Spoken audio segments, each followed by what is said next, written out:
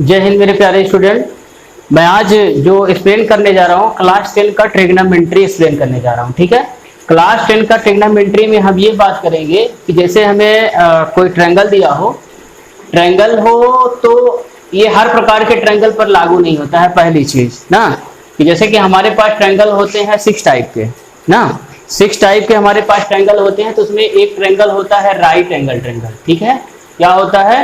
Right angle triangle होता है हमारे पास। ठीक है, इसी पर ही ये ट्रिग्नोमेट्री लागू होती है और किसी पर ये ट्रिग्नोमेट्री लागू नहीं होती है। ठीक है, कि किसकी जरूरत क्यों पड़ी ना, इसकी जरूरत पड़ी क्यों? तो ज्यादातर इसकी जो जरूरत पड़ती है हमें किसी की हाइट, मतलब कि हमारी अपनी हाइट नहीं, जैसे कि हमें किसी मीनार की हाइट निकालनी हो, हमें किसी मान लेते हैं कि बड़ी बिल्डिंग हो उसकी हाइट निकालनी हो, तो हम अब क्या करें? या तो फिर मेजर करें, या तो यहां से ऊपर तक जाए फिर उसको टेप लगा कर मेजर करें, फिर ऐसा करके हम निकालें। या तो हमारे पास वो ऑप्शन है, या फिर मैं कोई ऐसा थ्योरी लगा करके मैं चाहूं तो फिर उसको मतलब मैं निकाल सकता हूं। तो एक मशीन आती है, क्लास ओबीएससी से मिलेगा, एक सेक्सटेंट नाम की आती है। सेक्सटेंट जो होती है वो यहाँ पर एंगल मेजर कर लेती है ना।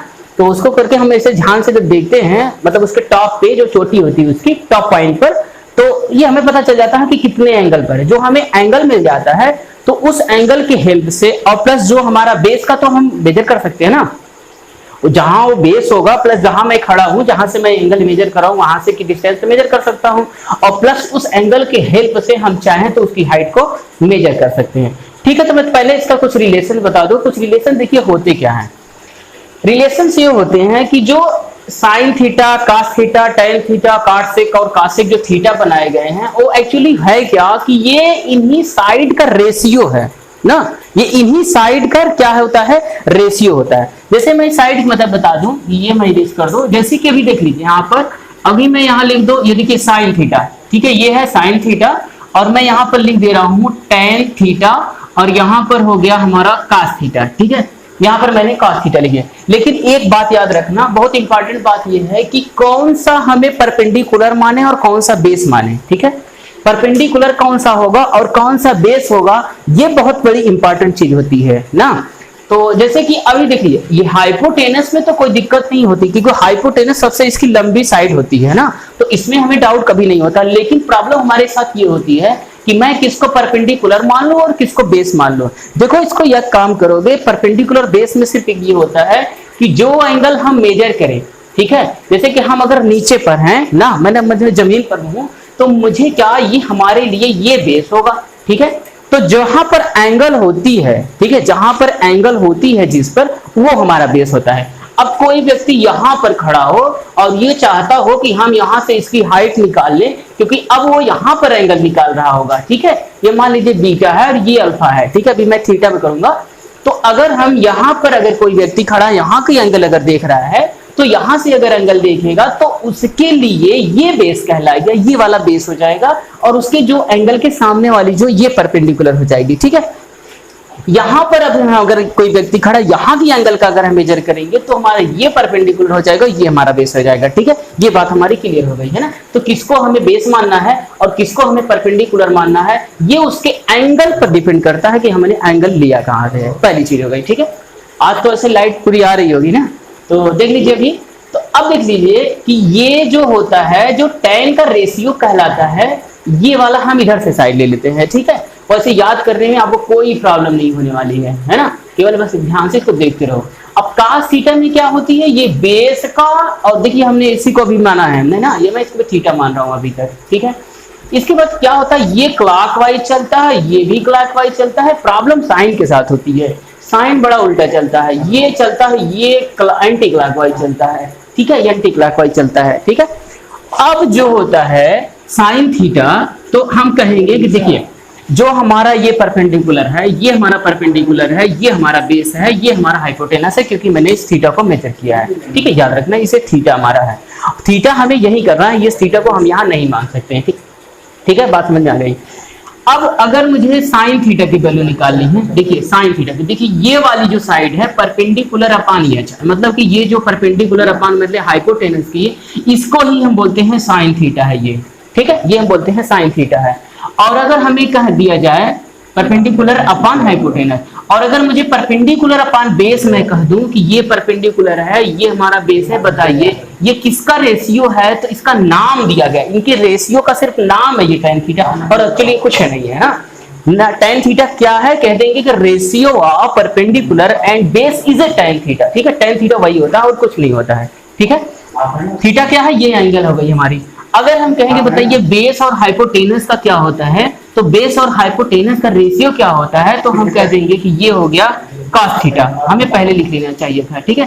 तो ये ऊपर लिख दे रहा हूं मैं, ये इसको tan को नीचे लिख दे रहा हूं, थोड़ा सीरियल हो जाए ना। तो cos थीटा जो हो जाएगा वो हमारा बेस अपान क्या हो जाएगा, हाइपोटेनस।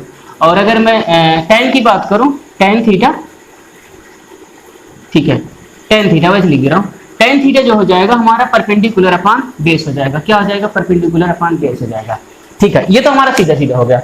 अगर हम इसको रेसिप्रोकल ले लें, मान लेते हैं जैसे कि मैं हाइपोटेनस अपान बेस ले लूं, तब क्या हो जाएगा।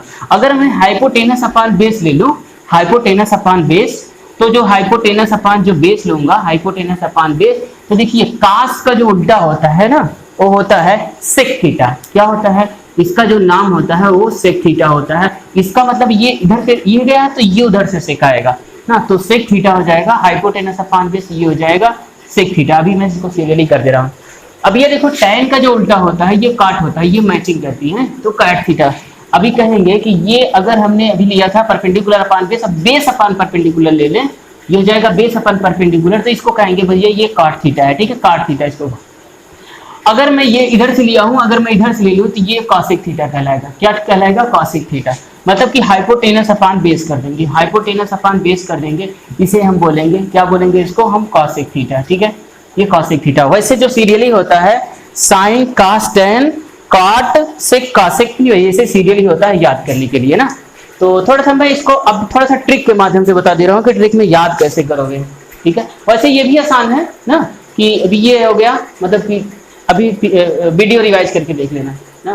पाकिस्तान ये हो जाएगा भूखा प्यासा, ठीक है, पाकिस्तान हो गया भूखा प्यासा, और हमारा जो हिंदुस्तान है वो क्या है, वो हरा भरा है, ठीक है, ये पूरी तरीके से हरा भरा है। तो ये जो हमारा रेशियो होगा यहाँ पर हमारा होगा साइन थीटा, क्या होगा, साइन थीटा, और ये होता है कास थीटा, ये होता है टैन थीटा, ठीक है, ये हो गया साइन कास टैन। अब देखिए टैन का जब उल्टा हो जाएगा तो यहाँ से अगर हम रेशियो निकालेंगे तो कहेंगे ये काट थीटा, और यहाँ कास का उल्टा क्या हो जाएगा, कास हो जाएगा ये सेक थीटा, है ना। अब ये कोसाइन का हो जाएगा कॉसेक थीटा, ठीक है, बात समझ में आ गई होगी वैसे, है ना। तो अगर हम बात करेंगे बताइए साइन थीटा, ये याद करना है ऐसे, साइन कास टैन काट सेक कॉसेक, मतलब ये ऐसे याद करना है, ठीक है। ये हो गया साइन कास टैन और काट सेक कॉसेक हो गया, ये बात हमें समझ में आ गई है ना। तो अगर साइन थीटा की बात करेंगे तो perpendicular upon hypotenuse, cos theta की बात करेंगे तो बेस अपान हाइपोटेनस, अगर टैन थीटा की बात करेंगे तो परपेंडिकुलर अपान बेस हो जाएगा, ठीक है, इस ट्रिग्नोमेट्री में। और अगर मैं काट थीटा की बात करूंगा तो बेस अपान परपेंडिकुलर हो जाएगा, सेक थीटा की बात करूंगा तो हाइपोटेनस अपान बेस हो जाएगा, कासेक थीटा की बात करूंगा तो हाइपोटेनस अपान परपेंडिकुलर हो जाएगा, ठीक है। ये तो हमारा हो गया, हमारा तब मतलब रेशियो हो गया। अभी तक हमने सिर्फ रेशियो पढ़ा है। अब जो रेशियो हमने पढ़ा है, अगर यार ध्यान दो तो ये जो अगर मैं थोड़ा सा मैं और भी फार्मूला अगर मैं लिखना चाहूँ तो देखिए साइन थीटा को कह सकता हूँ कि 1 अपान कॉसेक थीटा है, बताइए कह सकता हूँ कि नहीं कह सकता हूँ, ठीक है। साइन थीटा को मैं क्या कह सकता हूँ कि साइन थीटा ये कॉसेक थीटा का क्या है, रेसिप्रोकल है, ठीक है।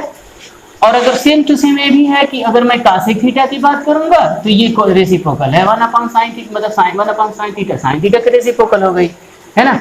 अब थोड़ा सा अगर मैं बात करूं कि cos थीटा का क्या हो जाएगा, cos थीटा की रेसिप्रोकल है तो cos थीटा का रेसिप्रोकल हो जाएगा sec थीटा, है ना।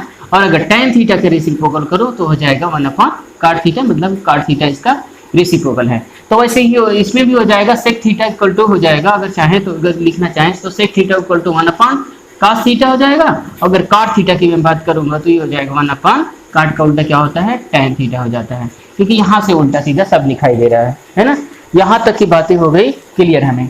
एक बात और, अगर देखो साइन थीटा और अपन कास थीटा का अगर हम रेशियो निकाल दे ना तो tan थीटा, अगर साइन थीटा अपान ये जो cos थीटा होता है, तो देखिए साइन थीटा की वैल्यू क्या होती है, साइन थीटा की वैल्यू होती है परपेंडिकुलर अपान हाइपोटेनस। क्या होती है?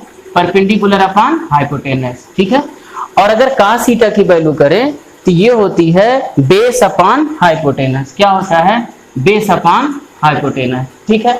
बात समझ आ गई ना?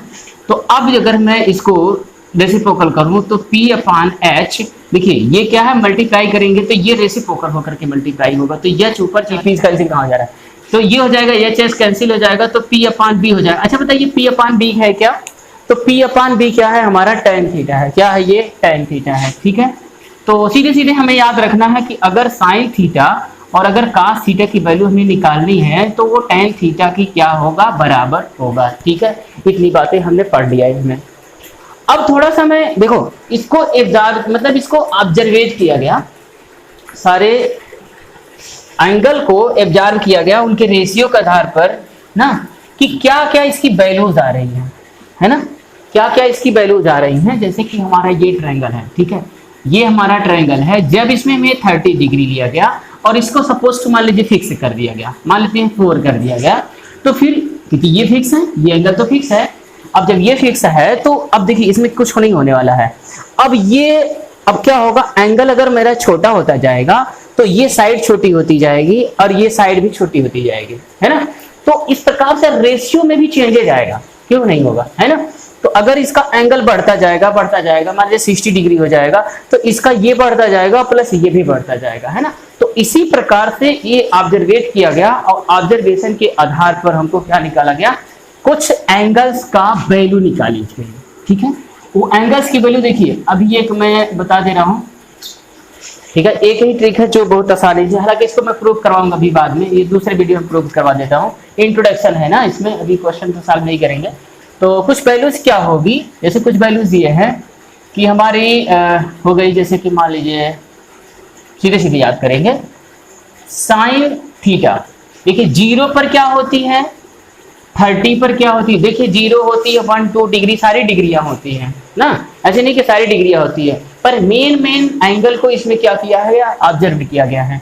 0 हो गया, 30 हो गया, 45 हो गया, 45 के बाद मतलब 60 पर मेजर किया गया है, इसके बाद 90 पर मेजर किया गया है, ठीक है, 90 पर मेजर किया गया है। तो इसकी वैल्यूज कैसे निकालते हैं हम, इसकी वैल्यूज का सीधी मतलब होता है कि अगर साइन थीटा की वैल्यू है तो ये हमारा देखिए 0 हो जाएगा, है ना, ये 0/4 कर लेंगे, यहाँ पर 1/4 कर लेंगे, यहाँ पर 2/4 कर लेंगे, यहाँ पर 3/4 कर लेंगे, यहाँ पर हमें 4/4। इससे अच्छी देखो ट्रिक नहीं है, क्योंकि ये हमेशा याद रहेगी। बाकी उंगलियों पर होता है, बहुत लोग उंगलियों पर, मैं भी करवाता हूँ, बट यहाँ नहीं करवाऊंगा, अभी बोलोगे तो मैं करवा भी दूंगा ना। तो लेकिन यह तो भूल जाता है, कुछ दिन के बाद भूल जाता है, लेकिन ये वाला नहीं भूलता है क्योंकि ये फिक्स होता है। अब देख लीजिए, अभी पहले इसको सॉल्व कर लें, देखिए कौन कौन कटने वाला है, ये कटेगा, ये कट गया 1/2 आ गया, ठीक है, ये 1/2 आ गया, और कुछ कटेगा, ये कटेगा 1 आएगा। कुछ और सॉल्व हो रहा है, नहीं हो रहा है ना, देख लीजिए। अब इसकी वैल्यू जब अगर हमें साइन 0 की वैल्यू है, बताइए साइन 0 की वैल्यू क्या होती है, क्योंकि 0/, तो ये कुल मिलाकर के ये 0 आएगा, है ना। ये 1 का रूट क्या होता है, 1 होता है, और 4 का रूट होता है 2, मतलब कि साइन तो 30 की वैल्यू होती है 1/2 होती है। अब ये देखिए 1/2 आ गया, तो ये हो जाएगा 1/√2, ठीक है, 1 का रूट ले लेंगे तो 1, और ये 2 का रूट ले लेंगे तो √2 ही होगा। देख लीजिए 3/4 है, तो ये 3 तो वैसे ही रह जाएगा, लेकिन √4 का ये हो जाता है 2 हो जाता है, कोई दिक्कत नहीं है ना। 90 का √1 में है, √1 की वैल्यू हो जाएगी 1, ठीक है, बात समझ में आ गई है ना। अब अगर cos निकालना हो, ठीक है, cos निकालना हो, cos थीटा, ठीक, cos थीटा की सीधी होती है, इसकी उल्टी होती है, मतलब कि जो 90 है वो 0 है, ये समझ लीजिए, मतलब ये हो जाएगा, इधर हो जाता है, cos के लिए ये 0 हो जाता है, ये 30 हो जाता है, 45 सेम रहता है, इसके बाद 60 हो जाता है, इसके बाद 0 हो जाती है। इतना बात को याद रखना है। कुल मिलाकर के चाहो तो इसका उल्टा लिख लो, क्या दिक्कत है, ये 4/4 हो गया, ये 3/4 हो गया, ये 2/4 हो गया, ये 2 के बाद 1/4 हो गया, ये 0/4 हो गया। चाहे तो ऐसा लिख लो, देख लो वही रेसिप्रोकल आएगा, ये 1 आएगा, ये √3/2 आएगा, ये देखिए कटेगा तो ये 2 आएगा, तो 1/√2 आएगा, देख लो। अब इसके बाद ये आंसर आना चाहिए, तो ये 1/2 आएगा, उधर देख लीजिए 0 आएगा। ये हमारी cos थीटा की वैल्यू हो गई, है ना।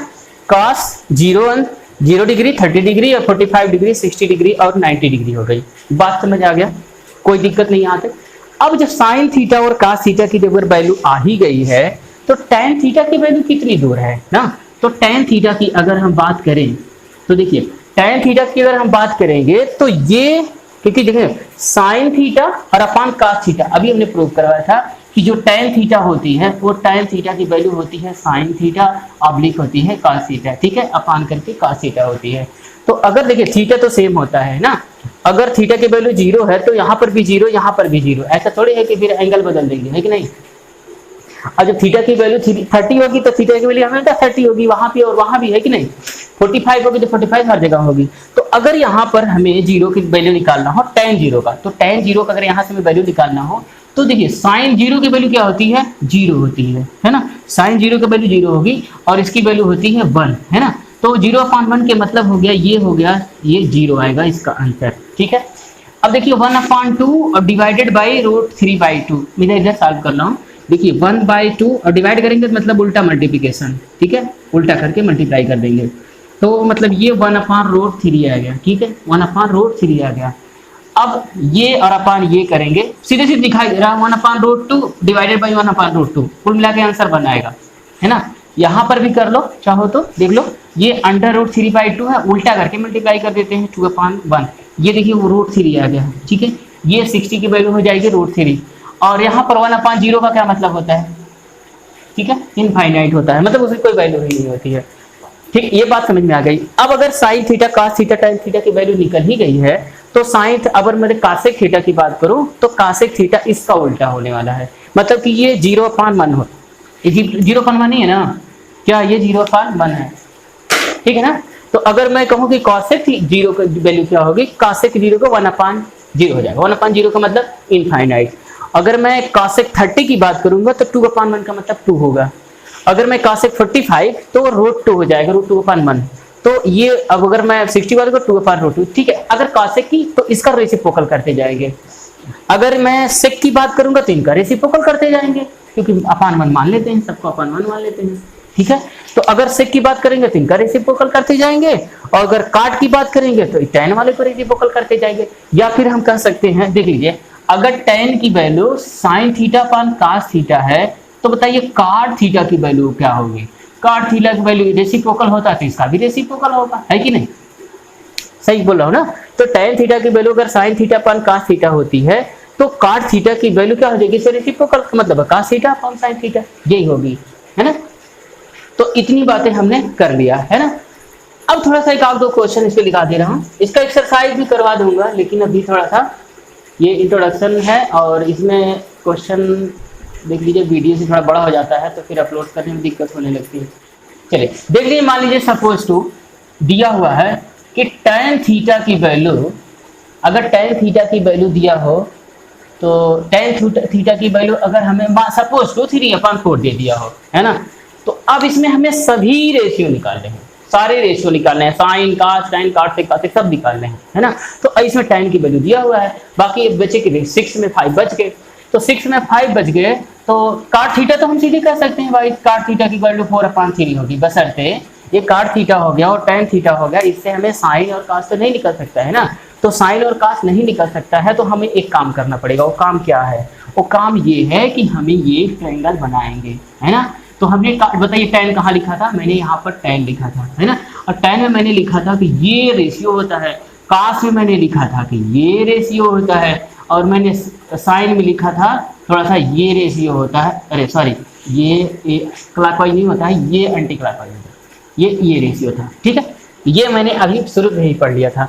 तो अब बताओ कि ये जो अगर tan थीटा है, tan थीटा का मतलब थीटा तो बेस में ही होगा, अभी ऊपर नहीं लेके जाना है ना, तो थीटा यही होने वाला है, थीटा ऊपर नहीं होगा।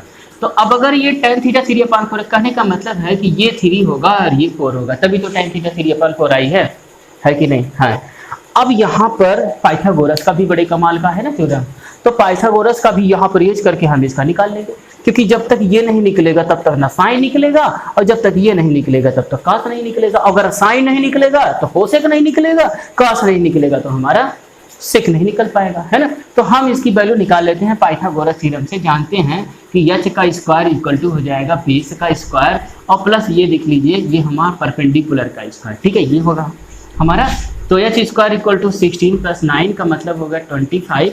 यहाँ सीधे सीधे एच इक्वल टू हो जाएगा √25 का मतलब हो गया 5। कोई दिक्कत नहीं है, मतलब एच की वैल्यू आ गई हमारी 5 है ना। अब अगर एच की वैल्यू 5 आ गई, बताइए अब कहाँ दिक्कत आ रही है? कोई दिक्कत नहीं है ना, अब यहाँ पर कोई दिक्कत नहीं आने वाली है। थोड़ा सा मैं इसको इरेज कर दे रहा हूँ है ना, जगह तो बहुत ही इरेज करने की क्या जरूरत है ना। तो अब क्या आ जाएगी, अब हम सीधे सीधे लिख देंगे साइन थीटा की वैल्यू क्या होगी, कहेंगे ये एंटी क्लॉकवाइज ऊपर से, साइन ऊपर होता है, साइन मतलब यहाँ स्टार बना दे, मैं सन बना दे रहा हूँ, सन यहाँ पर ऐसे ये साइनिंग कर रहा है, ठीक है, क्या कर रहा है, साइनिंग कर रहा है, ताकि हमें याद रहे कि साइन जो है सन ऊपर होता है, ठीक है, सन ऊपर होता है, लेकिन याद रखना कि ये एंटी क्लॉकवाइज चलाना है। और ये जो बेस में होते हैं, बेस होते हैं क्लॉकवाइज चलता है, ठीक है, और ये इनको एंटी क्लॉकवाइज चलाना है, ये इतना याद रखना है, ठीक है। तो सन है तो सन ऊपर ही रहेगा, तो साइन है, ठीक है। तो अब यहाँ पर हमें 3/5 हो जाएगा, इसका आंसर 3/5 हो जाएगा। अगर मैं cos थीटा की बात करूँ तो ये 4/5 हो जाएगा, है ना, 4/5 हो जाएगा। चाहे तो हम ये वाला फार्मूला लगा लें ना, पाकिस्तान क्या था, भूखा प्यासा था, ठीक है, भूखा प्यासा हो गया, और हिंदुस्तान ये हरा भरा हो गया, है ना, हिंदुस्तान हरा और भरा हो गया। यहाँ पर साइन थीटा, ये कास थीटा, यहाँ टेन थीटा, ठीक है, यहाँ पर काट थीटा, यहाँ पर सेक थीटा, यहाँ पर कॉसेक थीटा हो गया, ठीक है, ये हो गया। चाहे तो ऐसे हम लिखे ना, सारी चीज़ें लिखे कि क्या क्या होता है ना, तो ऐसे भी लिख रहे हैं, साइन थीटा इक्वल टू कहेंगे ये परपेंडिकुलर अपॉन हाइपोटेनस होता है, ठीक है, परपेंडिकुलर अपॉन हाइपोटेनस होता है। कास थीटा कहेंगे कि बेस अपॉन हाइपोटेनस होता है, क्या होता है, बेस अपॉन हाइपोटेनस होता है। अब इसके बाद देखिए सेक का जो उल्टा होता है क्या होता है, कास का उल्टा होता है सेक होता है ना, तो सेक होता है तो सेक उल्टा होगा, सेक होगा तो ये हाइपोटेनस अपॉन क्या हो जाएगा, हाइपोटेनस अपॉन बेस हमारा हो जाएगा, तो हाइपोटेनस 5 है, बेस हमारा 4 है ना, ठीक है। इस प्रकार से हम सारे निकाल लेंगे। अभी सेक थीटा हो गया, कितना निकल गया, अभी कौन बच गया, अरे अच्छा साइन का एक जुड़वा भाई निकल गया ना, बचा हुआ अभी कॉसेक थीटा, ठीक है। तो कॉसेक थीटा क्या होगा, कॉसेक थीटा खुद देख रहे हो, ये अब ये साइन थीटा अगर एंटी क्लॉकवाइज है तो कॉसेक थीटा क्लॉकवाइज होगा, मतलब कि 5/3 होगा, मतलब कि हाइपोटेनस अपॉन परपेंडिकुलर होगा, हाइपोटेनस अपॉन परपेंडिकुलर का मतलब हो गया 5/3 होगा, ठीक है। ये सारे क्वेश्चन हो गए, मैक्सिमम वैसे क्वेश्चन कर ले जाओगे, है ना, हो सकता कर ले जाओगे वैसे ना, लेकिन अगर जो बचेगा अभी फिर इसके बाद वीडियो में बना देंगे, है ना। अभी थोड़ा सा चलिए एक क्वेश्चन हम इसी पर करा देना है, देख लीजिए कि अगर लिखा हो कि 12 कॉसेक थीटा, ठीक है, 12 कॉसेक थीटा इक्वल टू 13 दिया हो, 12 कॉसेक थीटा इक्वल टू 13 दिया हो, तो सारा रिलेशन निकालें। अच्छा देखिए क्वेश्चन तो वही है, क्वेश्चन क्या है, वही है, कोई भी डिफरेंसेस नहीं है ना, क्वेश्चन सारा कुछ वही है ना। अब देखो क्या हो जाएगा कि हम पहले इसका सीधा सीधा देख ले कि जो कॉसेक थीटा है वो हो जाएगा 13/12, ये बात समझ में आ गई है ना, कि ये 12 मल्टीप्लाई है तो ये हो जाएगा कॉसेक थीटा, ये 13/12। एक बार मैं थोड़ा सा ये ट्रायंगल बना लेता हूँ, ये मुझे ऐसे ही बनाता हूँ तो मुझे बहुत अच्छा लगता है, ठीक है, साइन यहाँ पर चमका दे रहा हूँ, तो ये साइन, ये सन है उल्टा चल रहा है भाई साहब, तो ये सीधा चल रहा है, ये भी सीधा चल रहे हैं, है ना, साइन। अब कासेक है ना, ये कासेक है, इसका मतलब है कि ये अपान ये होगा, मतलब कि इधर से चला होगा, है ना, तो कासेक मतलब कि ये हाइपोटेनस अपान क्या रहा होगा, हाइपोटेनस अपान क्या रहा होगा, ये हमारा परपेंडिकुलर रहा होगा, मतलब ये 13 है, ये हमारा 12 है, ठीक है, बात समझ आ गई है ना। तो अब साइन नहीं था, मेरे कासेक था, तो कासेक में हाइपोटेनस अपान परपेंडिकुलर होता है ना, तो साइन तो हम डायरेक्टली निकाल सकते हैं, ठीक है, साइन थीटा तो हम डायरेक्टली निकाल सकते हैं कि ये 13/12 है तो ये 12/13 हो जाएगा, ये तो बात समझ में आ जाती है, कोई दिक्कत भी नहीं होता है।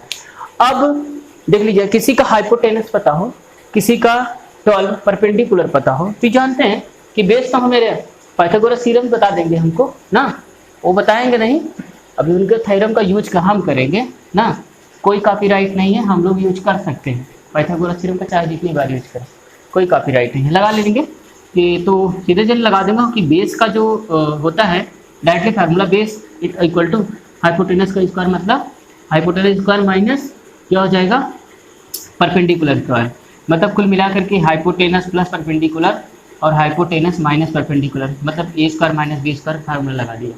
हाइपोटेनस कितना है 13 + 12 और यहाँ हो जाएगा 13 - 12, कुल मिला के आया कितना, ये तो 1 हो गया, ये अगर 25, कुल मिलाकर के 5 आया, कितना आया ये 5 आ गया।